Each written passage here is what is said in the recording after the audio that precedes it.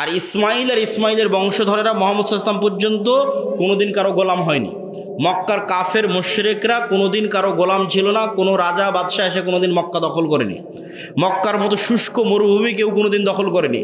ফলত আবু তালেব কাফের হতে পারে, আব্দুল মুত্তালিব কাফের হতে পারে, মুশরিক হতে পারে, আবু সুফিয়ান কাফের মুশরিক হতে পারে, কিন্তু কারো 1 টাকা মেরে নিয়েছে আর প্রমাণ কেউ কোনোদিন দেখাতে পারবে না। কেন? এরা ইসমাইলের সন্তান, এরা জানেই না যে টাকা মারতে হয়, জানেই না যে মিথ্যা বলতে হয়। আবু সুফিয়ানকে যখন বাদশাহ হিরাক্লিয়াস জেরুজালেমে এটাকে জিজ্ঞেস করেছে, তখন আবু সুফিয়ান কাফের। বদর, উহুদ, খন্দক প্রত্যেক যুদ্ধে মুহাম্মদ সাল্লাল্লাহু আলাইহি ওয়াসাল্লামের মুখোমুখি দাঁড়িয়ে আছে, সেনাপতি, কাফের মুশরিকদের সেনাপতি।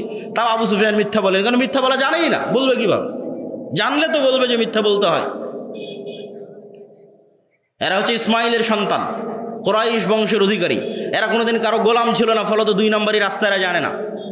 আল্লাহর নবী যখন তাওহিদের দাওয়াত নিয়ে আসলো, এরা তাওহিদ রিসিভ করলো, তখন আগে থেকে জন্মগত নেতৃত্ব, সত্যবাদিতা, আমানতদারিতা, ন্যায়পরায়ণতা, তার সাথে যুক্ত হলো তাওহিদ। যে ছোট্ট মক্কা নগরীর নেতারা হয়ে গেল সারা বিশ্বের নেতা। আল্লাহু আকবার। কোথায় আবু তালেব কাফের অবস্থায় মৃত্যুবরণ করলো, সে আবু তালেবের ছেলে আলী হয়ে গেল 4র্থ খলিফা। আবু সুফিয়ান মুসলমান হয়ে গেলেন, আবু সুফিয়ানের ছেলে মুআবিয়া। তারপরে উমাইয়া খেলাফত, এইদিকে ভারত, ওইদিকে স্পেন, ওইদিকে আফ্রিকা, ওইদিকে মধ্য এশিয়া, অর্ধবিশ্ব জয় করে ফেলেন। নবীদেরকে আল্লাহ গায়েব দেখিয়েছে। যেমন আল্লাহ সুবহানাহু ওয়া তাআলা আমাদের নবী মুহাম্মদ সাল্লাল্লাহু আলাইহি ওয়াসাল্লাম সম্পর্কে বলছেন, সুবহানাল্লাযী আসরা বিআবদিহি লাইলাম মিনাল মাসজিদিল হারামি ইলাল মাসজিদিল আকসা আল্লাযী বারাকনা হাওলাহু। আল্লাহ মুহাম্মদ সাল্লাল্লাহু আলাইহি ওয়াসাল্লামকে মেরাজের সফর করিয়েছেন। তো মেরাজের সফরের বর্ণনায় আল্লাহ সুবহানাহু ওয়া তাআলা পবিত্র কোরআন মাজিদে বলছেন যে আমি কেন মুহাম্মদকে মেরাজের সফর করালাম জানো? লিনুরিয়াহু মিন আয়াতিনা, গায়েব দেখাবো তাই।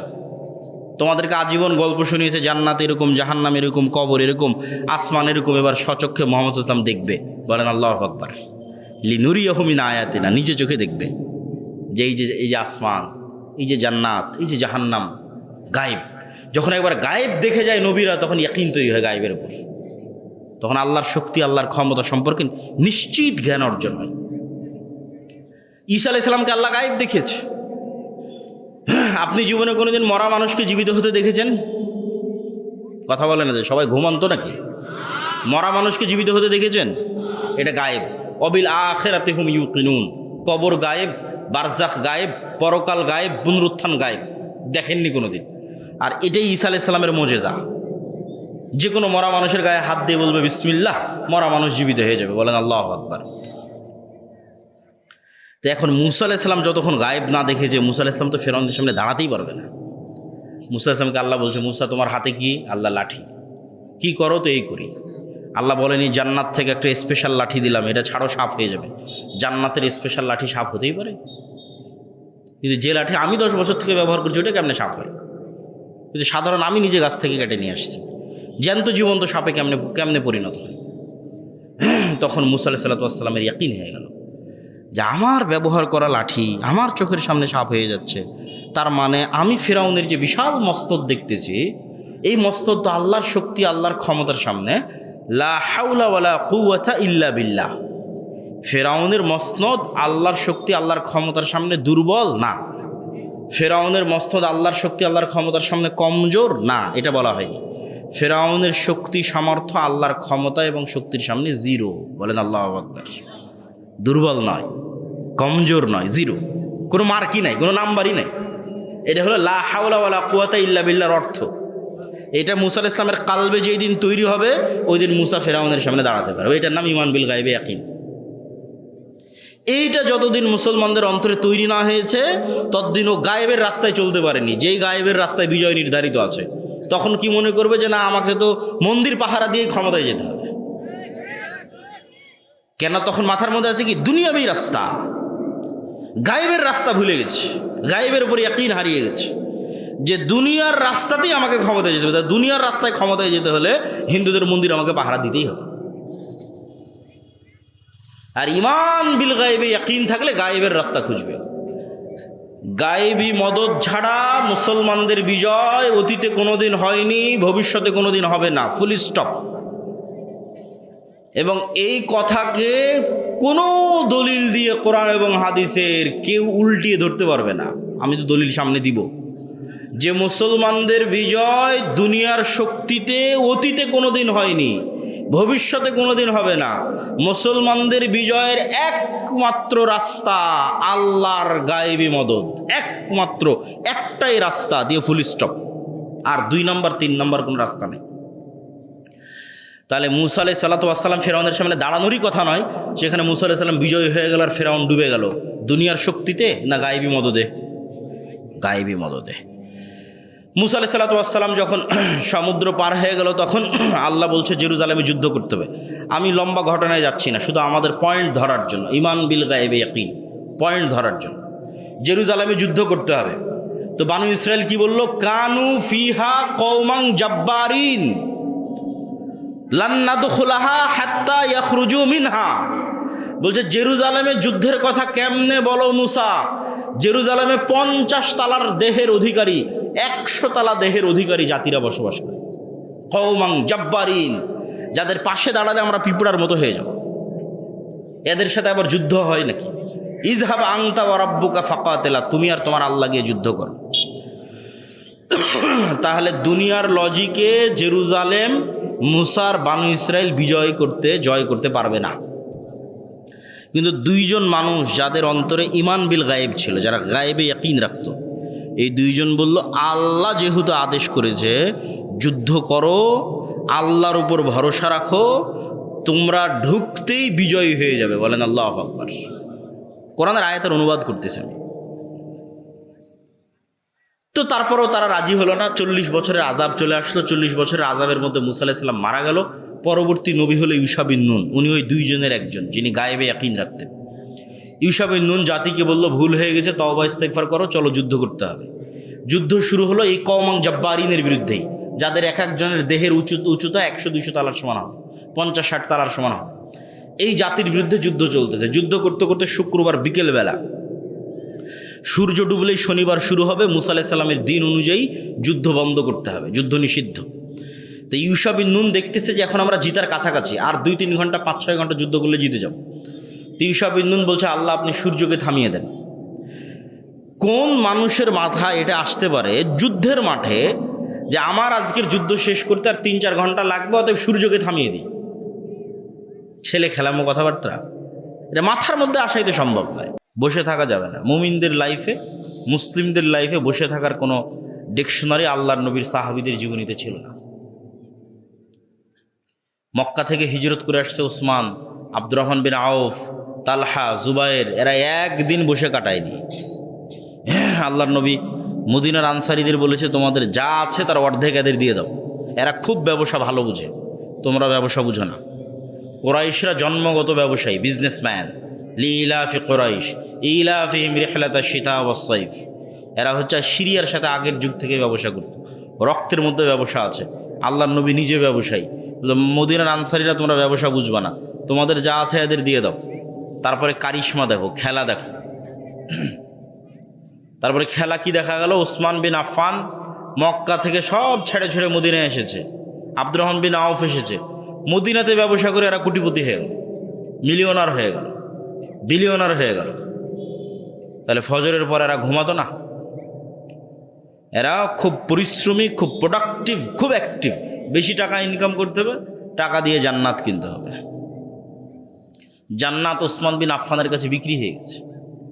মসজিদে নববীর সামনে একটা কুয়া আছে, ইহুদিদের নিয়ন্ত্রণে। পুরো মদিনার অর্থনীতি ইহুদিরা কন্ট্রোল করত। তা আল্লাহর নবী দেখলো যতদিন অর্থনৈতিক স্বাধীনতা নাই ততদিন দিনেরও স্বাধীনতা নেই। অর্থনীতিতে যতদিন স্বাধীন হবেন না ততদিন প্রকৃত স্বাধীনতা পাবেন না। তা আল্লাহ নবী দেখলো মদিনার অর্থনীতির কন্ট্রোল ইহুদিদের হাতে। এই অর্থনীতির কন্ট্রোল যদি আমি মোহাম্মদ না নিতে পারি, পলিটিক্যাল ক্ষমতা আমার হাতে থাকবে না। তখন উসমান বিন আফফান, আব্দুর রহমান বিন আউফ, জুবায়ের বিন আওয়াম, এরা এমন ব্যবসা জানে, আল্লাহর দয়া, আল্লাহর রহমতে 5-6 বছরের মধ্যে মদিনার অর্থনীতি এদের কন্ট্রোল, এদের হাতে। রাসূলুল্লাহ সাল্লাল্লাহু আলাইহি ওয়াসাল্লাম ওই মসজিদে নববীর সামনে যে কুয়া আছে, কুয়ার মালিক ইহুদি। তাহলে উজু করতে যেতে নত হতে হবে ইহুদির কাছে, পানি নিতে যেতে ইহুদির কাছে নত হতে হবে। তাহলে অর্থনৈতিক ইবাদতের স্বাধীনতার আগে অর্থনৈতিক স্বাধীনতা লাগে। আল্লাহ নবী বলে কে এই কুয়া কিনে দিতে পারবে? উসমান বিন আফফান বললেন আমি কিনে দিতে পারবো। তো উসমান বিন আফফান কুয়া কিনে দিয়ে জান্নাত কিনে নিয়েছে, বলেন আল্লাহু আকবার। তাহলে টাকা দিয়ে জান্নাত কিনতে হবে, কোনো রাস্তা নাই, বসে থাকার সুযোগ নাই, ঘুমানোর সুযোগ নাই, রাত দিন পরিশ্রম করতে হবে কেমনে বেশি টাকা ইনকাম করা যায় হালাল উপায়ে। তো কি বলছিলাম, জান্নাত নিশ্চিত গ্যারেন্টি সহ পাওয়া যাবে টাকা দিয়ে, কিন্তু এটাকে লাভজনক কেন বললাম? যে দুনিয়াতে তো আমরা আরও প্লট ফ্ল্যাট কিনি, এখন জান্নাতে প্লট কিনবো ফ্ল্যাট কিনবো, এটা শতভাগ লাভজনক কেন? এটা কেন লাভজনক সেটা না বুঝলে তো দান করে মজা পাবেন না। আচ্ছা আপনি বলেন তো, ওসমান রাদিয়াল্লাহু তাআলা আনহু যে কুয়াটা কিনে দিল, এই কুয়াটাকে আল্লাহ নিয়ে চলে গেছে না দুনিয়াতেই আছে? ওই কুয়াতে কে উজু করে? ওসমান নিজেই উজু করে, বলেন আল্লাহু আকবার। বুঝেননি মনে হয় আমার কথা? কুয়াটা যে আমি টাকা দিয়ে কিনে দিলাম, যে জান্নাতে যে জমিটা কিনলাম, তো এখন আমি যদি রাজশাহীতে একটা প্লট কিনি, যে ঠিক আছে 5 লক্ষ টাকা দাম এই প্লটের, তো টাকাটি তো মালিক আমার থেকে নিয়ে চলে যাবে। আর আমি জান্নাতে প্লট কিনলাম, আমি টাকাটা ইহুদিকে দিয়ে দিলাম, ইহুদি টাকাটা নিয়ে গেল, আর এই যে কুয়াটা যে নিলাম, এই কুয়াটা তো আল্লাহ নিয়ে চলে গেল না, ওই কুয়াটা তো আমিই ব্যবহার করছি। ধরেন মসজিদে একটা ফ্যান লাগিয়েছে, তো ফ্যানের বাতাস কে খাচ্ছে? আপনি খাচ্ছেন। ধরেন কুরবানি দিয়েছেন, কুরবানির গোস্ত কে খাচ্ছে? আপনি খাচ্ছেন। তাহলে তো জান্নাত মধ্যেখান থেকে ফাও ফাও ফিরি ফিরি পেয়ে গেলেন, বলেন আল্লাহু আকবার। টাকাটি তো আর আল্লাহ আপনার নিয়ে চলে যায়নি, তাই না? যদি একটা মাদ্রাসা মসজিদে দান করেন, তো মসজিদে যদি মক্তবে দান করেন, মাদ্রাসায় দান করেন, তো পড়বে আপনার ছেলে মেয়ে। বেতন যদি পায় কেউ, আপনার এলাকার লোকজনই পাবে। তাহলে মধ্যেখান থেকে জান্নাত ফিরি ফিরি ফাও ফাও পাই যাচ্ছে, আর ওই টাকাটা নিজেই ঠিকই কাজে লাগাচ্ছে, টাকাটা নিজেই কাজে লাগাচ্ছে, নিজেই ব্যবহার করতেছে। এই জন্য এটাকে বলা হয়েছে শতভাগ লাভজনক ব্যবসা। এর চেয়ে লাভজনক ব্যবসার পৃথিবীতে হয় না। এটা আরেকটা কারণে লাভজনক, অন্য আরেকজনের সাথে কেনাবেচা করার পর তো আর তার সাথে লেনদেন শেষ, কিন্তু আল্লাহর সাথে কেনাবেচা করার পর লেনদেন শেষ হয় না।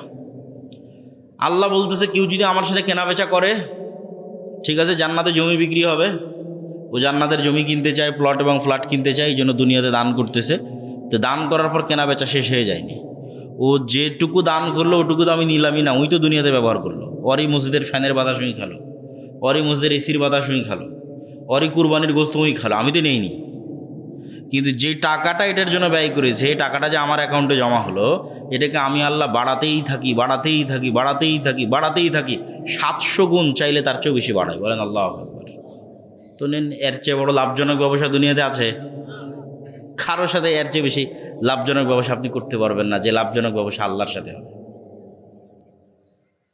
তো এই জন্য দান করতে হবে, টাকা উপার্জন করতে হবে, দান করতে হবে। যারা আজকের যুব সমাজ আছে, তারা যদি বৈঠকে দান উঠাতে চায়, তাহলে এখনই ঢুকে যাও। আমরা আমাদের মূল বক্তব্য এখনও শুরু করিনি, মূল বক্তব্যের বিষয় এখনও যায়নি। বৈঠকে দানে সকলকে অংশগ্রহণ করার উদাত্ত আহ্বান জানাচ্ছি। আমাদের মূল বক্তব্য হচ্ছে মুসলমানদের গোলামি এবং মুক্তির উপায়। কই তোমাদের স্বেচ্ছাসেবক কই বাবা? হ্যাঁ কই? কেউ তো যায় না। তো মুসলমানদের গোলামি এবং গোলামি থেকে মুক্তির উপায় 4টে পয়েন্টে আলোচনা করব। 1 নাম্বার ঈমান বিল গায়েব, 2 নাম্বার নেতৃত্বের বিকাশ, 3 নাম্বার সৎ আমল, 4 নাম্বার শিক্ষা ও জ্ঞান। ঈমান বিল গায়েব, গায়েব মানে যা চোখে দেখা যায় না তাকে বলে গায়েব। এখানে আজকে আমি এসেছি না আব্দুর রাজ্জাক বিন ইউসুফ এসেছে, আপনারা দেখেই চিনে নিতে পেরেছেন, ও আবদুল্লাহ বিন আব্দুর রাজ্জাক এসেছে। তা একটা হিন্দুকেও যদি দেন, ও যদি চিনে আমাকে, ও দেখলে বলবে হ্যাঁ আবদুল্লাহ বিন আব্দুর রাজ্জাক এসেছে। তো এই দেখা জিনিসের স্বীকৃতি দিতে কেউ মুমিন হয় না, তাহলে তো হিন্দুও মুমিন হয়ে যেত দেখা জিনিসের স্বীকৃতিতে মুমিন হলে। তাহলে মুমিন হবে কিসে? এখানে আজকের জালসায় যে ফেরেশতারাও আছে, এটা কয়জন বিশ্বাস করে রে বাবা? বুঝেননি মনে হয় আমার কথা? ফেরেশতাদের কি দেখা যায়? দেখা যায় না। তাহলে এখানে আজকের জালসায় ফেরেশতারাও বসে আছে, এই ঈমানটা আপনার কোন লেভেলে? এমনি কথার কথা, হ্যাঁ আছে ফেরেশতা, শেষ, এই মুমিন হয়নি, মুমিন হতে পারল না। আপনি যে উপস্থিত আছেন এটা যত সত্য, আমি যে বক্তব্য দিচ্ছি, আমার আওয়াজ শুনতেছেন, আমাকে দেখতেছেন, এটা যত সত্য, এর চেয়ে বেশি সত্য যে এখানে এখন ফেরেশতারা আছে। বলেন আল্লাহু আকবার। এই লেভেলের ঈমান যখন হবে তখন আপনি মুমিন। এটাকে বলে ঈমান বিল গায়েব, গায়েবের উপর ইয়াকিন। আল্লাহ সুবহানাহু ওয়া তাআলা কোরআন মাজিদে বলছে, যালিকাল কিতাবু লা রাইবা ফীহি হুদাল লিল মুত্তাকিন আল্লাযীনা ইউমিনুনা বিল গায়ব। যারা গায়েবে ইয়াকিন রাখে তারাই হচ্ছে মুত্তাকি, তারাই হচ্ছে মুমিন। তো কেন বলছি মুসলমানদের মুক্তির রাস্তা গায়েবে ইয়াকিন রাখা? কেননা গায়েবের কিছু সূত্র আছে যা দুনিয়ার সূত্রের সাথে মিলবে না, যেটা আমরা দেখতে পাচ্ছি না। ইয়ামহাকুল্লাহুর রিবা ওয়া ইরবিস সাদাকাত, সুদে টাকা কমে, দানে টাকা বাড়ে। তাহলে দুনিয়ার সূত্রেতে টাকা কমে গেল, গায়েবের সূত্রে টাকা বেড়ে গেল। এই গায়েবের সূত্রে যে টাকা বেড়ে গেল, এটার প্রভাব দেখা যাবে 5 বছর পর, 10 বছর পর। এই 1000 টাকা দান করাতে কত টাকা বাড়লো আমার, এটা 5 বছর, 10 বছর, 20 বছর পর বোঝা যাবে যে আসলে কত টাকা বাড়লো। কিন্তু টাকাটা কিন্তু গায়েবে আজকেই প্লাস মাইনাস হয়ে গেছে, গায়েবের সূত্রে। দুনিয়ার সূত্রে এখন মাইনাস অবস্থায় আছে। ঠিক সুদ যখন নিচ্ছেন তখন দুনিয়ার সূত্রে প্লাস, দিলাম 1000 টাকা ধার, নিলাম 1500, কিন্তু সাথে সাথেই এটা গায়েবে মাইনাস হয়ে গেছে। গায়েবে যে মাইনাস হয়ে গেছে এটা বোঝা যাবে 5, 10 বছর, 15 বছর, 20 বছর, 50 বছর, 100 বছর পরে। তো গায়েবের সূত্র যতক্ষণ না জানবেন ততক্ষণ আপনি বুঝতে পারবেন না যে মুসলমানদের বিজয় কিভাবে হবে। আপনি আপনার মতো একটা রাস্তা বের করে নিয়ে বলবেন এটাতে ইসলামের বিজয় হবে, হবে না। গায়েবে যেভাবে নির্ধারিত আছে যে এটাই মুসলমানদের বিজয়ের রাস্তা, ওটাই ফলো করতে হবে। তো গায়েবে নির্ধারিত মুসলমানদের বিজয়ের রাস্তা কোনটা, এটা যদি দেখতে চান তাহলে নবীদের জীবনী দেখতে হবে, যে নবীদের জীবনীতে কিভাবে বিজয় নির্ধারিত হয়েছে, ওটাই গায়েবের রাস্তা। গায়েবকে আল্লাহ কোরআনে প্রকাশ করে দিয়েছে, গায়েবকে আল্লাহ সুবহানাহু ওয়া তাআলা নবীদের জীবনীতে প্রকাশ করে দিয়েছে। যে পৃথিবী কিভাবে চলে তার সিস্টেম তোমরা জেনে নাও, গায়েব কিভাবে কাজ করে সেটা তোমরা জেনে নাও। যেমন গায়েবের একটা সূত্র, ইউসাব্বিহু লিল্লাহি মা ফিস সামাওয়াতি ওয়া মা ফিল আরজ, এটা গায়েবের সূত্র, আল্লাহ কোরআনে বলে দিয়েছে। গায়েবের নিউজ, সংবাদ কি, আসমান জমিন এবং তার মধ্যে যা কিছু আছে সব আল্লাহর তাসবিহ পাঠ করে। তাহলে এখন এই মোবাইলও তাসবিহ পাঠ করতেছে, এই চায়ের কাপও তাসবিহ পাঠ করতেছে, আমার জামাও তাসবিহ পাঠ করতেছে, এই প্যান্ডেলও তাসবিহ পাঠ করতেছে, এটা গায়েবের নিউজ। এইটার উপর যেই দিন আপনার ইয়াকিন তৈরি হবে, বিজয় নিশ্চিত। এই গায়েবের নিউজের উপর যতদিন ইয়াকিন আসবে না, বিজয়ের কোনো ধারে কাছেও যেতে পারবেন না। এবার বাস্তব উদাহরণে চলেন, যে বাস্তব উদাহরণে আপনাকে দেখাই যে গায়েবের উপর ইয়াকিন ছাড়া বিজয় সম্ভব নয়। মুসা আলাইহিস সালাতু ওয়াস সালামকে যেদিন আল্লাহ বললেন ইযহাব ইলা ফিরআউন ইন্নাহু তাগা, যাও ফেরাউনের কাছে দাওয়াত দাও, ফেরাউন চরম অহংকারী। ওই দিন মুসা আলাইহিস সালাতু ওয়াস সালাম চাঁপাইনবাবগঞ্জের দেবীনগর ইসলামপুর চরবাগডাঙ্গা ইউনিয়নের চরের, পদ্মা নদীর চরের সাধারণ একজন কৃষক, আজকের আমেরিকার প্রেসিডেন্ট ডোনাল্ড ট্রাম্পের কাছে যদি যেতে বলা হয় আপনাকে যে যান আমেরিকার প্রেসিডেন্ট ডোনাল্ড ট্রাম্পের কাছে দাওয়াত দিতে হবে, তো এই সাধারণ কৃষক আজকের আমেরিকার প্রেসিডেন্টের তুলনায় যত দুর্বল, ওই দিন মুসা আলাইহিস সালাম ফেরাউনের তুলনায় তার চেয়ে বেশি দুর্বল, কয়েক শতগুণ, কয়েক হাজার গুণ বেশি দুর্বল। কেন? দু ছোট্ট পয়েন্টে পয়েন্টে বললে আপনি বুঝে যাবেন কেন মুসা আলাইহিস সালাম দুর্বল। মুসা আলাইহিস সালামকে যেই দিন বলা হচ্ছে যাও মিশরে দাওয়াত দাও, ওই দিন মিশরের আদালতে মুসা আলাইহিস সালামের নামে ফাঁসির রায় হয়ে আছে, ঢুকলেই জবাই করা হবে। তাহলে আপনাকে যখন বলা হচ্ছে যাও আমেরিকাতে যাও, তখন আমেরিকার আদালতে আপনার নামে ফাঁসি হয়ে আছে। 2, আপনাকে যখন বলা হয়েছে যাও আমেরিকাতে যাও, তখন আপনি এলাকাতে নাই, পালিয়ে আছেন। এখনও তো অনেক পলাতক আসামি দুবাই, কানাডায় আলিশান জীবনযাপন করছে, কিন্তু মুসা আলাইহিস সালাম যখন পলাতক তখন মানুষের বাড়ির কাজের লোক। তাহলে আপনার বাড়ি হতে পারে ইসলামপুর চরবাগডাঙ্গা দেবীনগর চাঁপাইনবাবগঞ্জ, কিন্তু আপনি পালিয়ে আছেন হয় দিল্লিতে, না হয় করাচিতে, না আফগানিস্তানে, না দুবাইয়ে। কি অবস্থায় পালিয়ে আছেন? মানুষের বাড়িতে কাজের লোক হিসেবে পালিয়ে আছেন। কতদিন থেকে পালিয়ে আছেন? 10 বছর থেকে পালিয়ে আছেন। এমন সময় আপনাকে বলা হচ্ছে যাও আমেরিকাতে, তোমাকে দাওয়াত দিতে হবে ডোনাল্ড ট্রাম্পের কাছে, আর অমত অবস্থায় যে আমেরিকায় আপনার নামে ফাঁসি হয়ে আছে। কথা কি আমার বোঝা যায়? কেন চরবাগডাঙ্গার একটা গরিব চরের কৃষকের চেয়ে মুসা আলাইহিস সালাম বেশি দুর্বল? দুনিয়ার কোনো লজিকে, দুনিয়ার কোনো সিস্টেমে, দুনিয়ার কোনো সূত্রে মুসা আলাইহিস সালাম বিজয়ী হবে আর ফেরাউন পরাজিত হবে, এটা ইম্পসিবল, অসম্ভব। ওইটা পরাজয় আর জয় তো বহু পরের কথা। মুসা ফেরাউনের সামনে দাঁড়াবে এটাই অসম্ভব। মুসা মিশরে ফিরে যাবে এটাই অসম্ভব। মুসা স্বয়ং মিশর থেকে পালিয়ে গেছে। কেন? চরবাগডাঙ্গার একটা চরের কৃষকের চাইতেও মুসা আলাইহিস সালাম দুর্বল। চরবাগডাঙ্গার এই চরের কৃষকের আত্মীয় স্বজন আছে, বাড়ি ঘর আছে, পরিবার পরিজন আছে, দেশের নাগরিকত্ব আছে, পাসপোর্ট আছে, ন্যাশনালিটি আছে, কোথাও বিপদে পড়লে দূতাবাস দিয়ে বাঁচাবে। আর যেই দিন মুসা আলাইহিস সালামকে আল্লাহ বলছে যাও ফেরাউনের কাছে, ওই দিন মুসা আলাইহিস সালাম এমন গোলাম জাতির সদস্য, এমন গোলাম কওমের সদস্য, যার মা যদি পরিচয় দেয় এটা আমার সন্তান, তো সন্তানকে জবাই করা হবে। ইযাববিহুনা আবনাকুম ওয়া ইস্তাহইউনা নিসাকুম ওয়া ফি যালিকুম বালাউম মির রাব্বিকুম আযীম। এই রকম অসহায় গোলাম জাতির সদস্য হচ্ছে মুসা আলাইহিস সালাম, যার আগে পিছে কেউ নাই। মুসা আলাইহিস সালামের জয় বহু পরে। মুসা আলাইহিস সালাম মিশরে ফিরে যাবে, ফেরাউনের সামনে দাঁড়াবে, এটা অসম্ভব, পৃথিবীর সূত্রে অসম্ভব, কিন্তু গায়েবের সূত্রে সম্ভব। বলেন আল্লাহু আকবার। ওই গায়েবের উপর ইয়াকিন মুসা আলাইহিস সালামের অন্তরে যেদিন ঢুকে যাবে, মুসা আলাইহিস সালাম যেদিন মিশর থেকে পালিয়ে গেছে, ওই মিশরে মুসা আলাইহিস সালাম ফিরে গেছে। ফিরার একটাই রাস্তা, মুসা আলাইহিস সালামকে গায়েব দেখাতে হবে।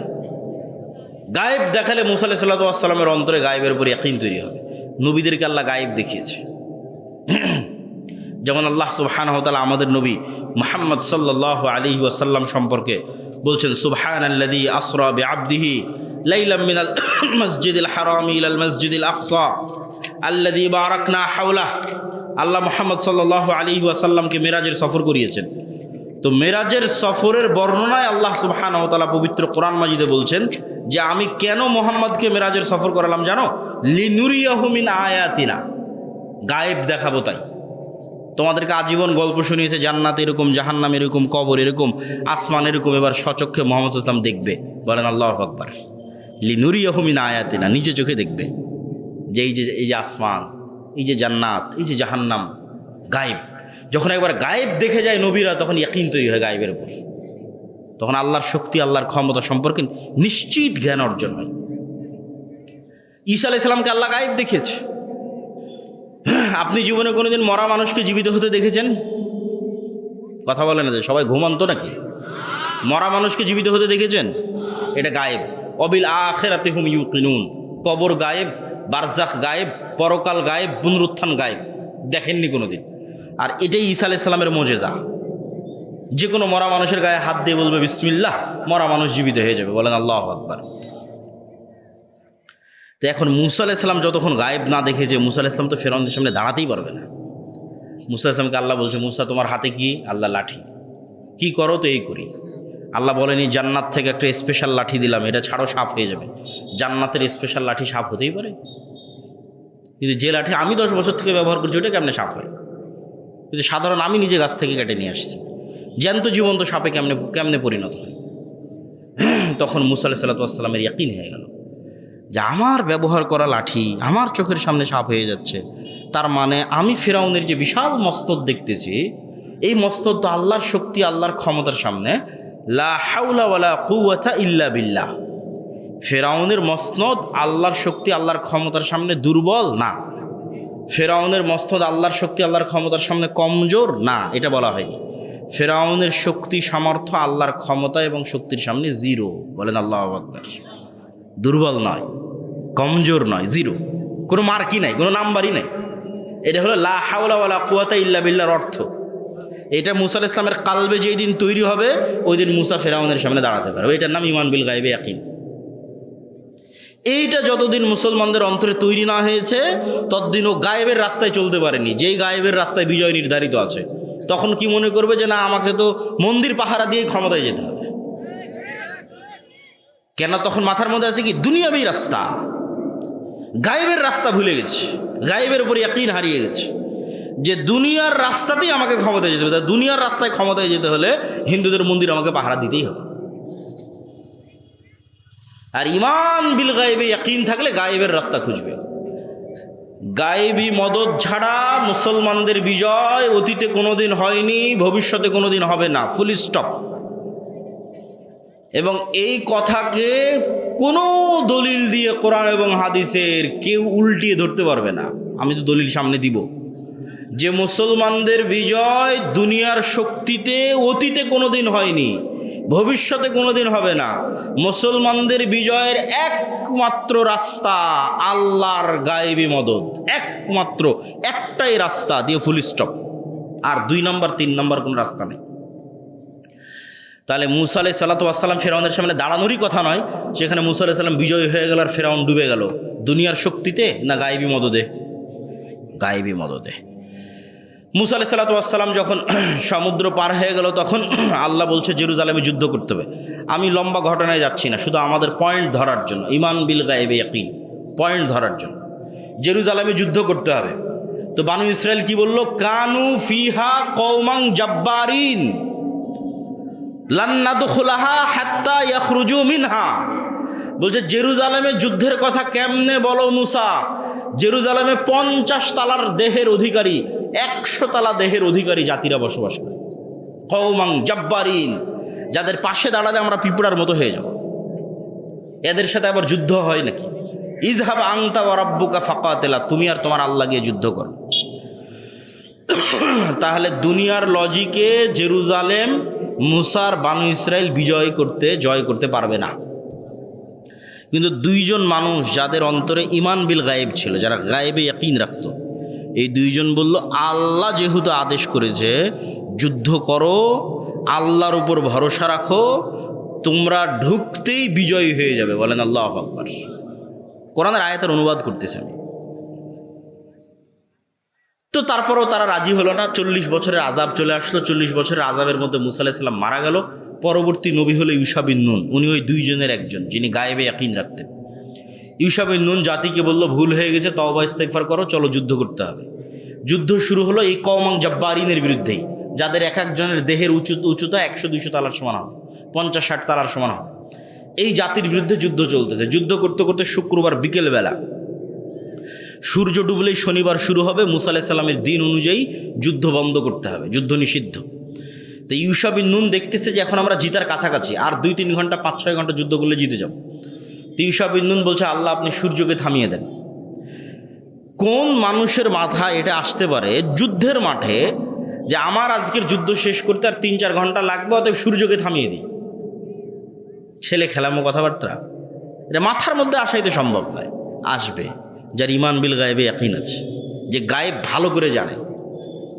যে গায়েব জানে না ও তো যুদ্ধই করতে যেতে চায়নি, বলছে কওমান জাব্বারিন আছে, আমরা যুদ্ধ করব না।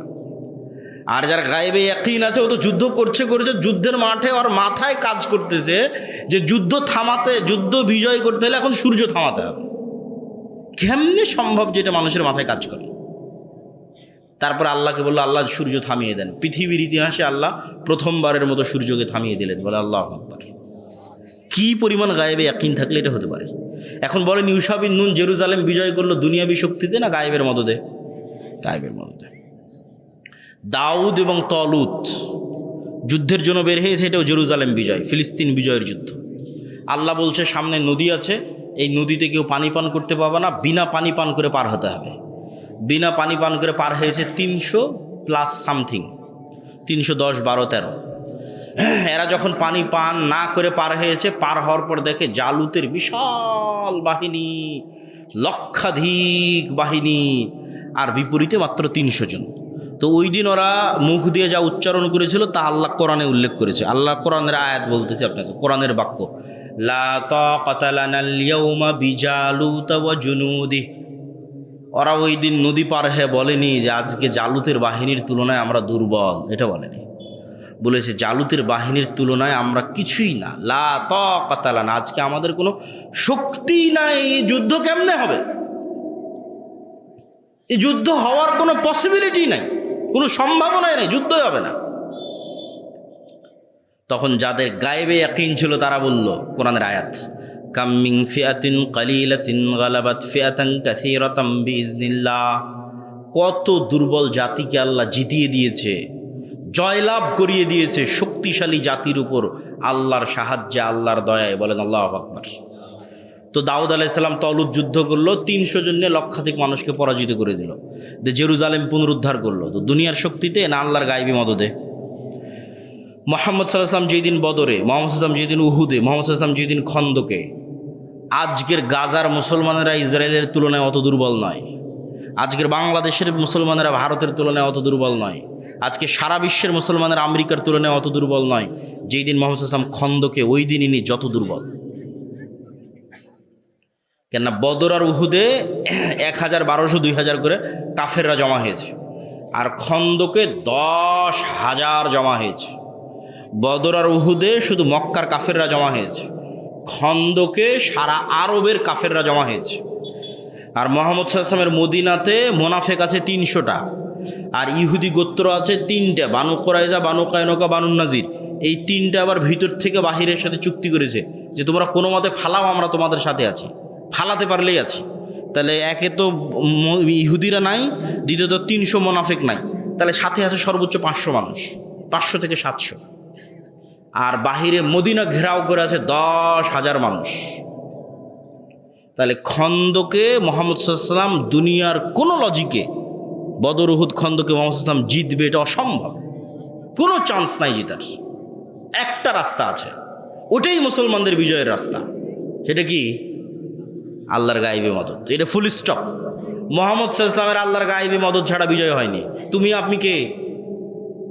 আমি তুমি কে? মুহাম্মদ সাল্লাল্লাহু আলাইহি ওয়াসাল্লাম একটা যুদ্ধে আল্লাহর গায়েবী মদদ ছাড়া জিততে পারেনি। একটা যুদ্ধে মনে করেছিল সাহাবীরা যে আজকে আমরা দুনিয়াবী শক্তিতে বেশি পাওয়ারফুল, ওটা হুনাইনের যুদ্ধ, মক্কা বিজয়ের পর। ওই দিন সাহাবীদের সংখ্যা 12,000। জীবনে কোনোদিন এত সাহাবীরা চোখেই দেখেনি। 300 জনে যুদ্ধ করেছে বদরে, সেখানে হুনাইনে 12,000। তো যখন বদরে দুর্বল ছিল, ভরসা আল্লাহর উপর। উহুদে দুর্বল ছিল, ভরসা আল্লাহর উপর। খন্দকে দুর্বল ছিল, ভরসা আল্লাহর উপর। হুনাইনে যখন দেখেছে নিজেরাই 12,000, আল্লাহর উপর ভরসা ভুলে গেছে। বলছে আমরাই তো পার করে দেবো, এবার জিতে যাবো ইনশাল্লাহ। আর ওই শুরুতে আর জিততে পারেনি। মুহাম্মদ সাল্লাল্লাহু আলাইহি ওয়াসাল্লামকে নিজে ঘোড়া থেকে লাফ দিয়ে নামে বলতে হয়েছে আনা ইবনু আব্দুল মুত্তালিব আনান নবী লা কাযিব। তারপরে অসংখ্য বক্তব্য, চিৎকার, সব সাহাবী পালিয়ে যাচ্ছে, এই 12,000-এর মাজমা পালিয়ে যাচ্ছে। তো যেই দিন নিজের উপর ভরসা করেছে, দুনিয়ার শক্তির উপর ভরসা করেছে, ওই দিন পরাজয়। তাহলে মুসলমানদের বিজয়ের একমাত্র একটাই রাস্তা, সেটার নাম আল্লাহর গায়েবী মদদ। এখানেই ফুল স্টপ। গায়েবী মদদ অর্জন করার যে যোগ্য হবে, আল্লাহ ওকে বিজয় দিবে। যে যোগ্য হবে না, ও দুনিয়ার রাস্তায় হাজার চেষ্টা করুক, ওর নামে ইসলামের বিজয় হবে না, ওর নামে ইসলামের বিজয় হবে না। গায়েবের রাস্তা জানতে হবে যে কিভাবে ইসলামের বিজয় হবে। ওটাই ইসলামের বিজয়ের একমাত্র রাস্তা, ওটাই নবীদের রাস্তা, ওটাই নবীদের রাজনীতি। সম্মানিত উপস্থিতি, তাহলে 1 নম্বর পয়েন্ট শেষ করে দিই, ঈমান বিল গায়বে ইয়াকিন। এবং গায়েবী মদদ কিভাবে পাওয়া যাবে তার সূত্র জানতে হবে। সূত্র নাম্বার 1, ন্যায়পরায়ণতা, সত্যবাদিতা, আমানতদারিতা। এটা হচ্ছে নেতৃত্বের বিকাশ। এই মোবাইলের অপর পিঠ আর এই পিঠ। এই পিঠ যদি গোলামি হয় তাহলে এই পিঠ নেতৃত্ব, এই পিঠ যদি নেতৃত্ব হয় এই পিঠ গোলামি। আমি আপনি গোলাম আছি মানে নেতা নই, নেতা হয়ে যাব মানে গোলাম থাকবো না। তাহলে গায়েবের সূত্র অনুযায়ী নেতাকে, গায়েবের সূত্র অনুযায়ী নেতা সে যে সত্য বলে, আমানতদার, ন্যায়পরায়ণ, ধৈর্যশীল। প্রমাণ নবীদের জীবনী। মুহাম্মদ সাল্লাল্লাহু আলাইহি ওয়াসাল্লামকে আল্লাহ আলাদা করে শিখায়নি যে মুহাম্মদ তুমি আজ থেকে মিথ্যা বলিও না। সালাত শিখিয়েছে 52-53 বছর বয়সে। সিয়াম হজ শিখিয়েছে 53-54 বছর বয়সে। হিসাব আছে। আর ঈমান বিল গায়েব শিখিয়েছে শুধু 13 বছর যাবৎ মক্কায়। 40 বছর থেকে নিয়ে পুরো 13 বছর তাওহীদ শিখিয়েছে, সালাত, সিয়াম, হজ, যাকাত নয়। আর বাকি 40 বছর জন্মগত সত্য বলে। কেন জন্মগত সত্য বলে এটা বুঝতে হবে। ইব্রাহিমের 2 সন্তান, ইসহাক, ইসমাইল। ইসমাইল আছে মক্কায়, ইসহাক আছে জেরুজালেমে। ইসহাকের ছেলে ইয়াকুব, ইয়াকুবের ছেলে ইউসুফ। ইউসুফের হাত ধরে সব চলে গেল মিশরে। মিশরে ইউসুফের মৃত্যুর পর সব হয়ে গেল ফেরাউনের গোলাম। 300 বছরের গোলামি। 400 বছর পর মুসা আলাইহিস সালাম সেই গোলামি থেকে বাঁচানোর চেষ্টা করলো। তাহলে 300 বছর গোলামি করতে যায় বানু ইসরায়েলরা মিথ্যা, ধোকা, 2 নম্বরই, জুয়াচুরি, বাটপারি, যত রাস্তা আছে দুনিয়াতে। কেন গোলামের এটা ছাড়া জীবন চলবে না। 10 জন গোলাম যদি এখানে থাকে, ও একটা রুটির জন্য মিথ্যা বলবে, একটা রুটির জন্য মারামারি করবে, একটা রুটির জন্য আরেকজনকে হত্যা করবে, এটাই গোলামের জীবন। তাহলে 300 বছর ফেরাউনের অধীনে গোলাম থেকেছে বানু ইসরায়েল। দিয়ে কী শিখেছে? 2 নম্বরই রাস্তা শিখেছে।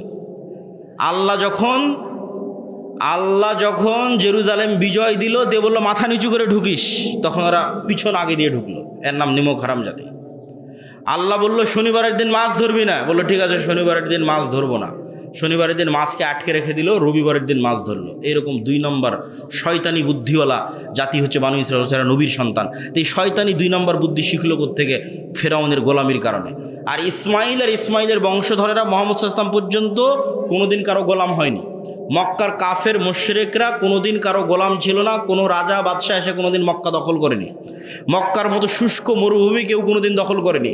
ফলত আবু তালেব কাফের হতে পারে, আব্দুল মুত্তালিব কাফের হতে পারে, মুশরিক হতে পারে, আবু সুফিয়ান কাফের মুশরিক হতে পারে, কিন্তু কারো 1 টাকা মেরে নিয়েছে আর প্রমাণ কেউ কোনোদিন দেখাতে পারবে না। কেন? এরা ইসমাইলের সন্তান, এরা জানেই না যে টাকা মারতে হয়, জানেই না যে মিথ্যা বলতে হয়। আবু সুফিয়ানকে যখন বাদশাহ হিরাক্লিয়াস জেরুজালেমে ডেকে জিজ্ঞেস করেছে, তখন আবু সুফিয়ান কাফের। বদর, উহুদ, খন্দক প্রত্যেক যুদ্ধে মুহাম্মদ সাল্লাল্লাহু আলাইহি ওয়াসাল্লামের মুখোমুখি দাঁড়িয়ে আছে, সেনাপতি, কাফের মুশরিকদের সেনাপতি। তাও আবু সুফিয়ান মিথ্যা বলেন, কারণ মিথ্যা বলা জানেই না, বলবে কিভাবে? জানলে তো বলবে যে মিথ্যা বলতে হয়। এরা হচ্ছে ইসমাইলের সন্তান, কুরাইশ বংশের অধিকারী। এরা কোনোদিন কারো গোলাম ছিল না, ফলত 2 নম্বরই রাস্তা এরা জানে না। আল্লাহর নবী যখন তাওহীদের দাওয়াত নিয়ে আসলো, এরা তাওহীদ রিসিভ করলো। তখন আগে থেকে জন্মগত নেতৃত্ব, সত্যবাদিতা, আমানতদারিতা, ন্যায়পরায়ণতা, তার সাথে যুক্ত হলো তাওহীদ। যে ছোট্ট মক্কা নগরীর নেতারা হয়ে গেল সারা বিশ্বের নেতা। আল্লাহু আকবার। কোথায় আবু তালেব কাফের অবস্থায় মৃত্যুবরণ করলো, সে আবু তালেবের ছেলে আলী হয়ে গেল 4র্থ খলিফা। আবু সুফিয়ান মুসলমান হয়ে গেলেন, আবু সুফিয়ানের ছেলে মুআবিয়া। তারপরে উমাইয়া খেলাফত, এইদিকে ভারত, ওইদিকে স্পেন, ওইদিকে আফ্রিকা, ওইদিকে মধ্য এশিয়া, অর্ধবিশ্ব জয় করে ফেলেন। তাহলে গায়েবে নেতা নির্ধারিত হচ্ছে কিভাবে? সত্য বললে, ন্যায় পরায়ণ হলে, আমানতদার হলে নেতৃত্বের যোগ্য, না হলে ক্রস, নেতার নাম থেকে নাম কাটা। তাহলে এখন আমাদের মধ্যে গণতন্ত্র দেওয়াই আছে, সুদী প্রথা চালু রাখাই আছে, যেন কোনো সত্যবাদী, আমানতদার, ন্যায়পরায়ণ নেতা উঠেই আসতে না পারে। কেন? গণতন্ত্রের সিস্টেম এত জঘন্য, এত নিকৃষ্ট। এখানে এক দলের নেতা আর এক দলের নেতার বিরুদ্ধে তো বলবেই। একই আসনের মনোনয়ন প্রার্থী একই দলের একজন আর একজনের বিরুদ্ধে মিথ্যা বলবে।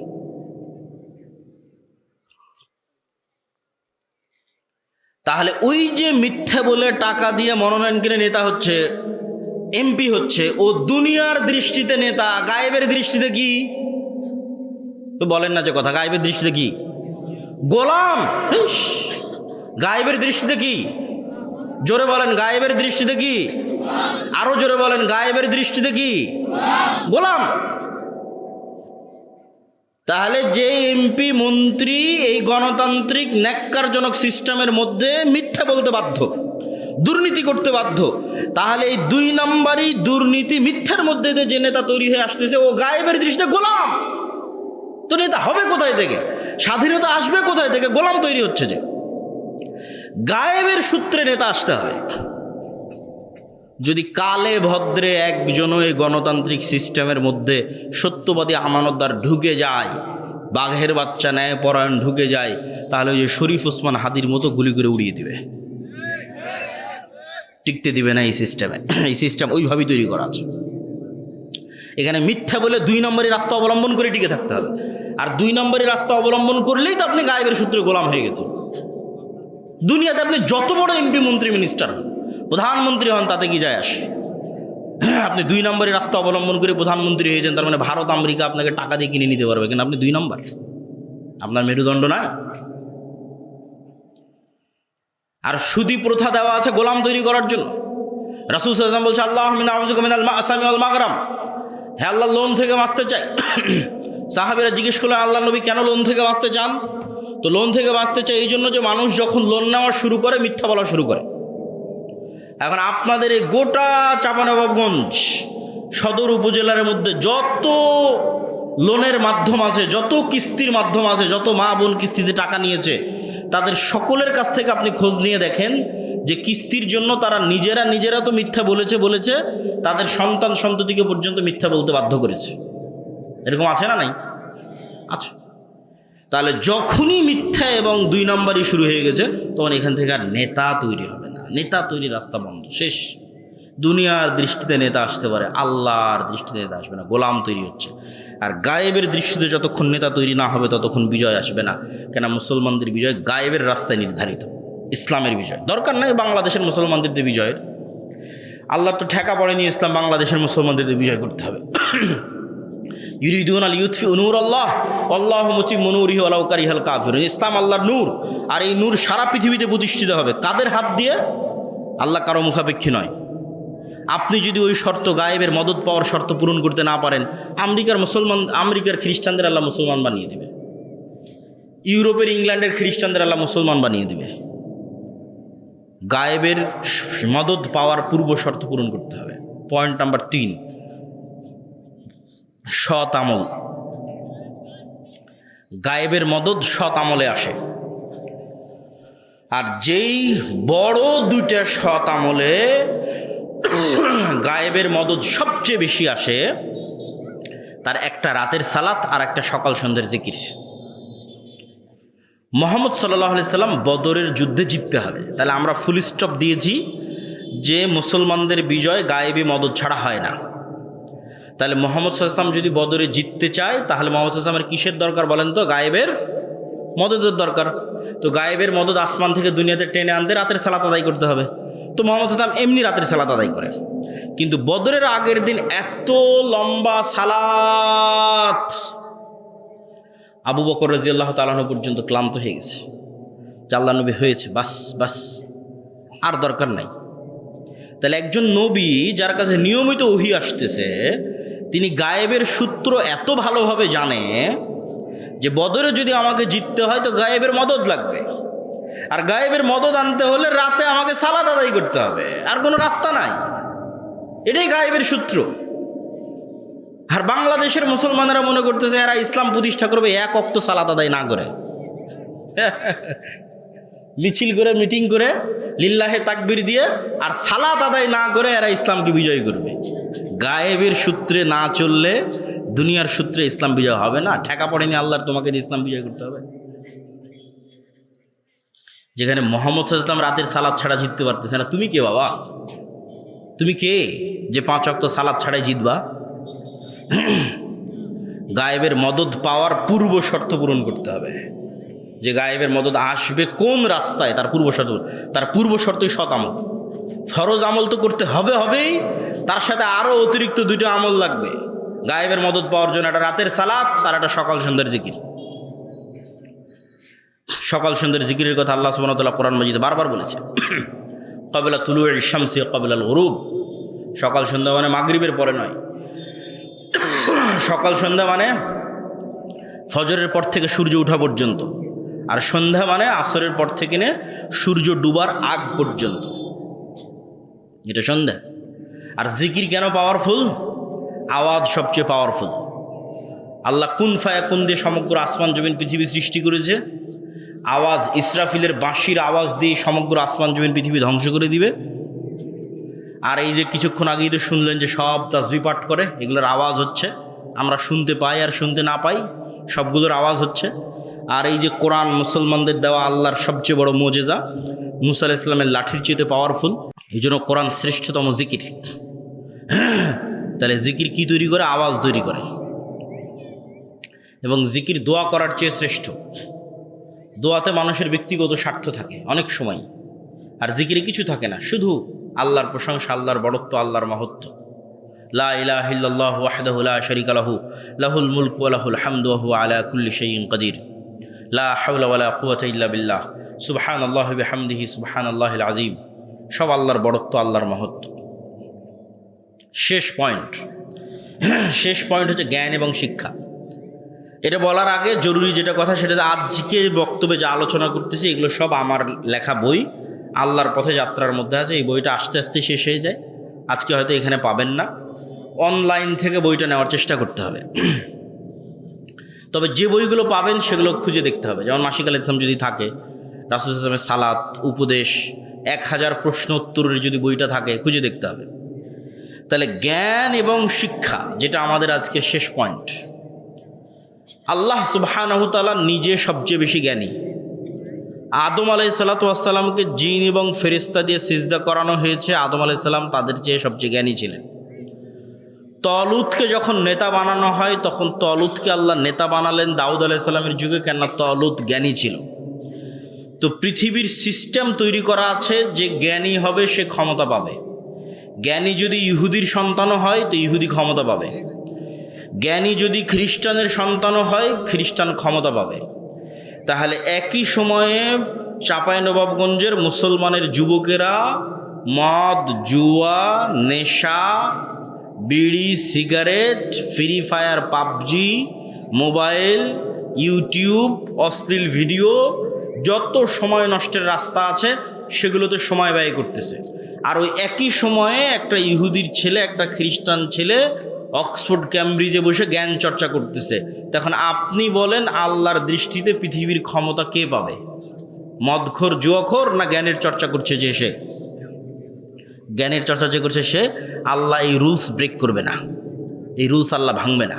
আপনি যোগ্য হননি, যে আপনাকে আল্লাহর গায়েবে মদত পাওয়ার যোগ্য হতে হবে। তাহলে আপনি বিড়ি, সিগারেট, জুয়া, মদ, নেশা, ফ্রি ফায়ার, পাবজি সময় নষ্ট করে আপনি বলবেন আল্লাহ আমাকে কেন অমুক ধরে মারে, আমাকে কেন এরকম গোলামির জীবন দিলা? জি না, গোলামির জীবন তুমি নিজে আপন করে নিয়েছো।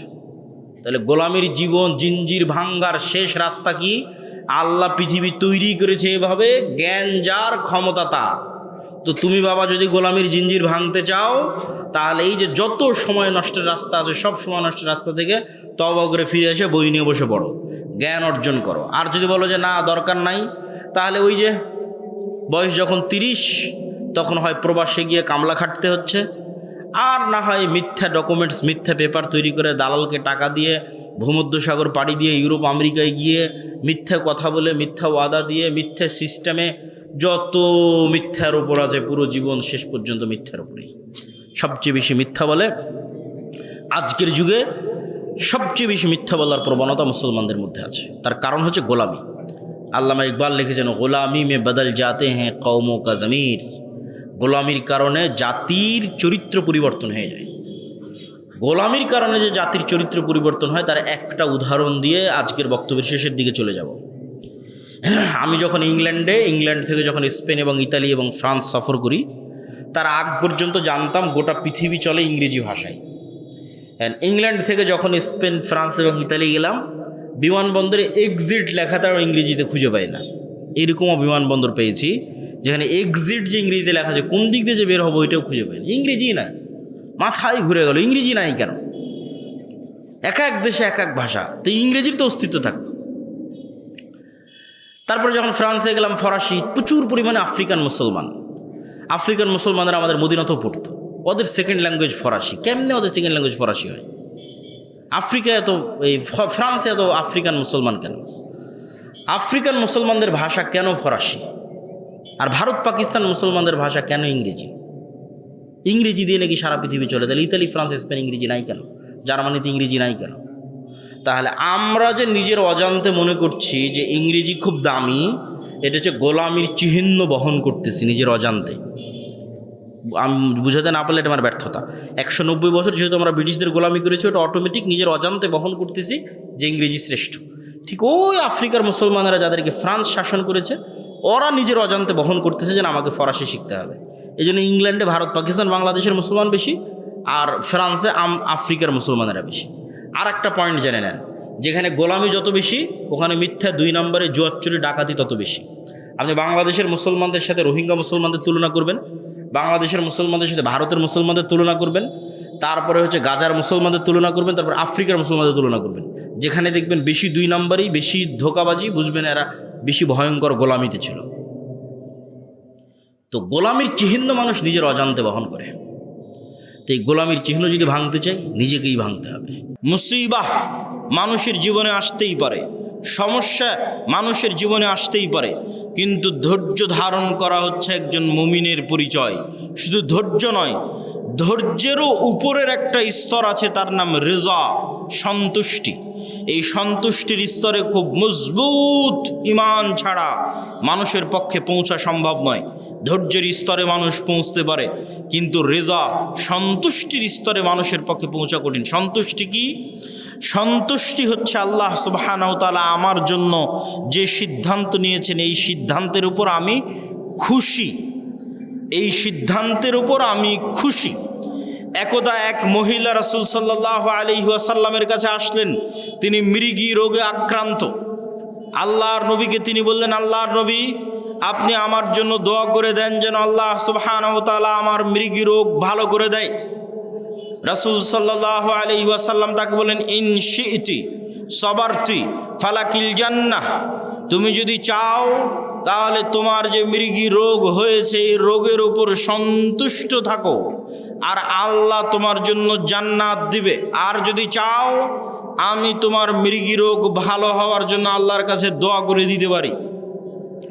রাসূল সাল্লাল্লাহু আলাইহি ওয়াসাল্লাম একটা রোগের উপর চিকিৎসা না নিয়ে সন্তুষ্ট থাকতে বলতেছেন জান্নাতের বিনিময়ে। তখন ওই মহিলা মানুষ বলছে, ঠিক আছে, আমাকে আল্লাহ যে অসুখ দিয়েছে এই অসুখের উপর আমি সন্তুষ্ট থাকতে চাই, তবে আপনি এতটুকু দোয়া করেন যেন আমার কাপড় চোপড় খুলে না যায়। মৃগী রোগে আক্রান্ত হলে, ব্রেন ঠিক না থাকলে কাপড় চোপড় খুলে যায়, কাপড় চোপড় যেন আমি খুলে না ফেলি সেই দোয়াটুকু আপনি করে দিয়েন।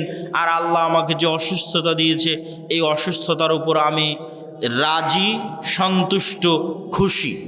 তো রেজার স্তর হচ্ছে সর্বোচ্চ স্তর, যে সর্বোচ্চ স্তরে আল্লাহ মানুষের সাথে যে ফায়সালা করে, আল্লাহ আপনার সাথে যা ঘটতেছে এটা আল্লাহর ফায়সালায় ঘটতেছে, আল্লাহর ইচ্ছায় ঘটতেছে, আল্লাহর অনুমতিতে ঘটতেছে।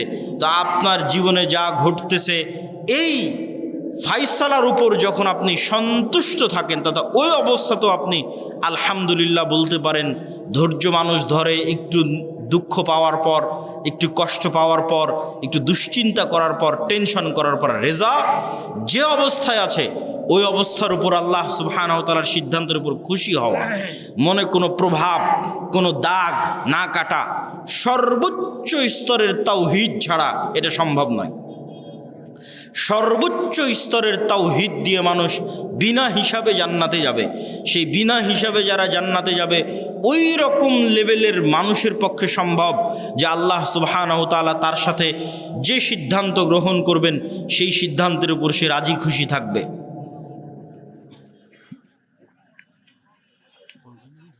লাগবে না। তো আমরা আলোচনার শুরুতেই, যদিও আজকে আমার আলোচনার মূল বক্তব্যের বিষয়বস্তু মুসলিম উম্মার অধঃপতন এবং সে অধঃপতন থেকে মুক্তির উপায়, তবে পরিবেশ পরিস্থিতির পরিপ্রেক্ষিতে আলোচনার শুরুটা করলাম বিপদ এবং ধৈর্য ধারণ দিয়ে। এবং বিপদের উদাহরণে ইউসুফ আলাইহিসসালাতু ওয়াসসালাম এবং মুহাম্মদ সাল্লাল্লাহু আলাইহি ওয়াসাল্লাম এবং আরেকজন নবী আইয়ুব আলাইহিসসালাতু ওয়াসসালাম, তাদের উদাহরণ পৃথিবীতে চিরস্মরণীয়।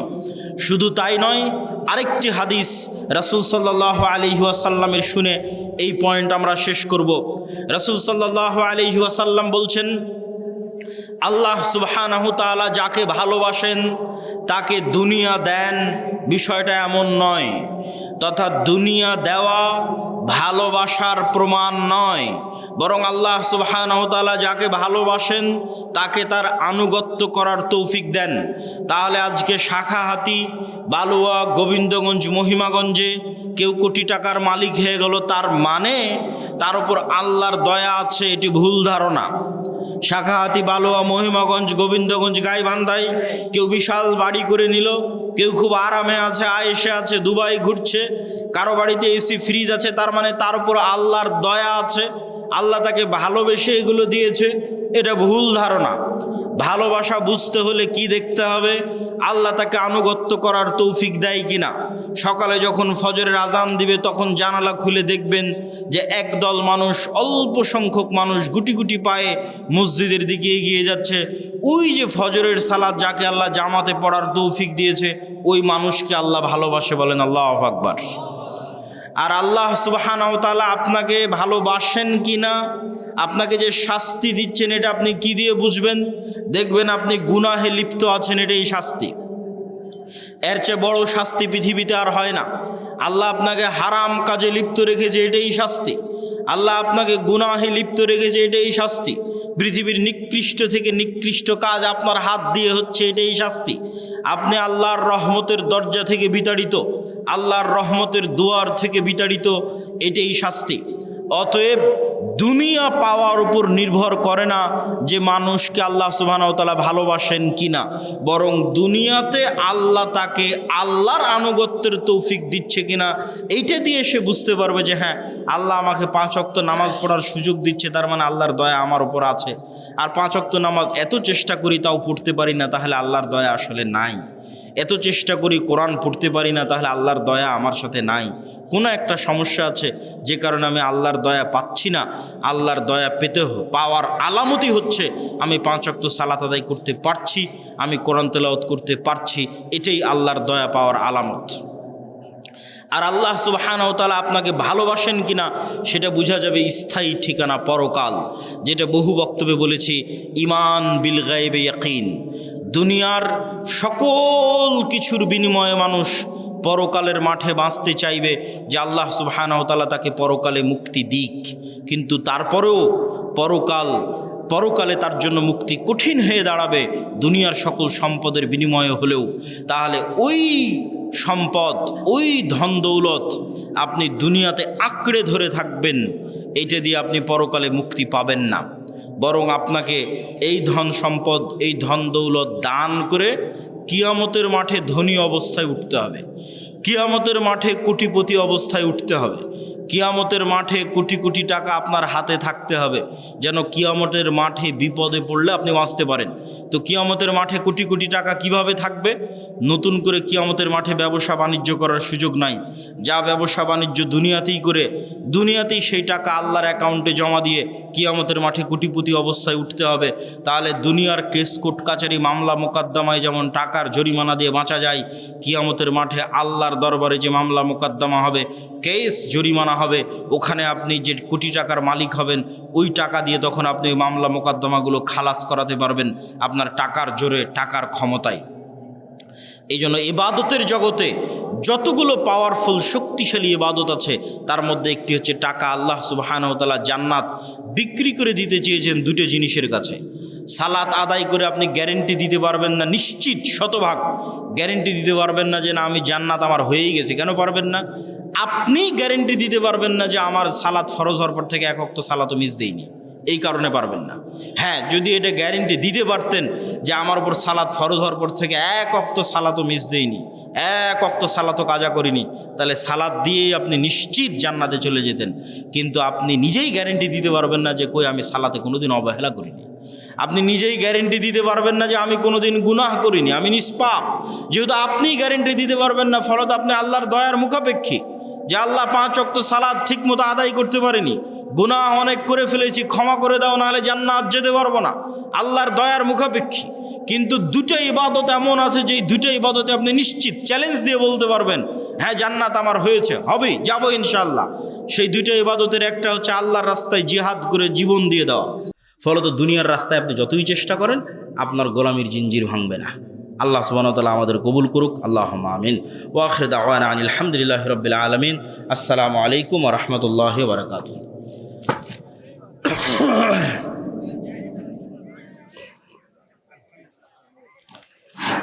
আলহামদুলিল্লাহ, পানি অনেক চমৎকার আলোচনা। আমরা এই আলোচনা আমাদের অন্তরে গেঁথে আমরা সে অনুযায়ী আমল করার চেষ্টা করবো ইনশাআল্লাহ। এ পর্যায়ে আজকে সম্মানিত সভাপতি আমাদের এই সম্মেলনের সমাপ্তি ঘোষণা করবেন।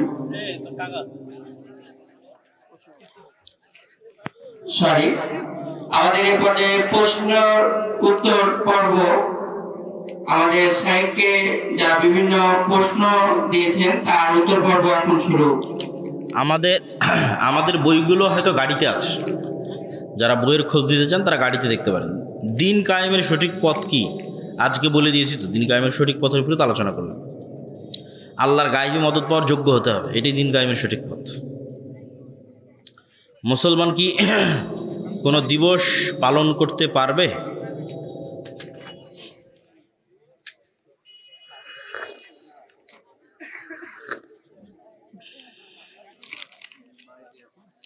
কেউ যদি বরকতময় কল্যাণকর মনে করে পালন করে তাহলে শিরক হবে, আর বরকতময় কল্যাণকর ছাড়া এমনি পালন করে তাহলে হারামের কাতারে পড়বে। শেখ কোন এক ইসলামী দলের নেতারা এগুলো বক্তব্য আজকে আলোচনা করেছি, শায়েখ এগুলো আজকে আলোচনা হয়েছে। ইমান বিল গায়েব না থাকলে যা হয়, মসজিদে ইমাম খুতবারত অবস্থায় বিভিন্ন রাজনৈতিক সমালোচনা করে, ইসলামের বিধান কি? সব একই প্রশ্ন। 36 নং, মসজিদের ভিতরে এখনও পূর্ণ হয়নি, আমরা তো মসজিদ দ্বিতীয় তলায় অথবা তার পাশের রুমে নামাজ পড়া যাবে কি? পড়া যাবে, কোনো সমস্যা নেই, পুরো পৃথিবী মসজিদ। যদি কোনো মহিলা মারা যায় তাহলে তার জানাজার হকদার কে? তার স্বামী না তার সন্তান? এটাও কোনো সমস্যা নেই, পরামর্শ করে, ওসিয়ত থাকলে ওসিয়ত অনুযায়ী, ওসিয়ত না থাকলে পরামর্শ করে একজন করলেই হয়। আমি একজন 22 বছরের যুবক, আমি মাস্টারবেশনে অ্যাডিক্টেড। 17 চেষ্টার পর আমি খারাপ অভ্যাস থেকে ত্যাগ করতে পারি না। আমি অ্যাপসের মাধ্যমে করে রাখি, আমি সর্বোচ্চ